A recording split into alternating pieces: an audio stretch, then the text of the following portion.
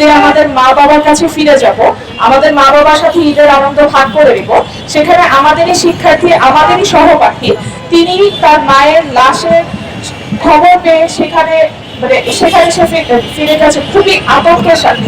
আমরা বিশ্বাস করি এইটা কোনো শিক্ষার্থী আসলে তার পাওয়ার কথা না। এই আমাদের গতকালকে যে অভিজ্ঞতা, এটা আসলে ভাষায় প্রকাশ করার মতো কোনো অভিজ্ঞতা না। এই যে ঘটনাগুলো ঘটছে, যে হত্যাকাণ্ডগুলো ঘটছে এবং এই হত্যাকাণ্ডগুলো প্রতিনিয়ত ঘটছে, আমরা এর তীব্র নিন্দা জানাই সংসদের পক্ষ থেকে এবং অনেক সকল সাধারণ শিক্ষার্থীর পক্ষ থেকে।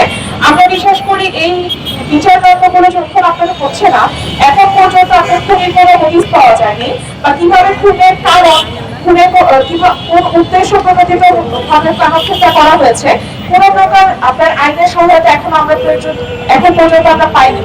আমরা বিশ্বাস করি যে খুব দ্রুত এটা নিয়ে কাজ করা হবে এবং আপনার স্বরাষ্ট্র মন্ত্রণালয়ের কাছে এবং আমাদের প্রশাসনের কাছে দাবি যে আমরা যত দ্রুত সম্ভব এটা যাতে একটা বিচার কার্যের হচ্ছে গিয়ে অগ্রসর হয়, এর বিচার কার্যের হত্যাকাণ্ডের তদন্ত যাতে অগ্রসর হয়, এই জানিয়ে আমি আমার কথা শেষ করছি।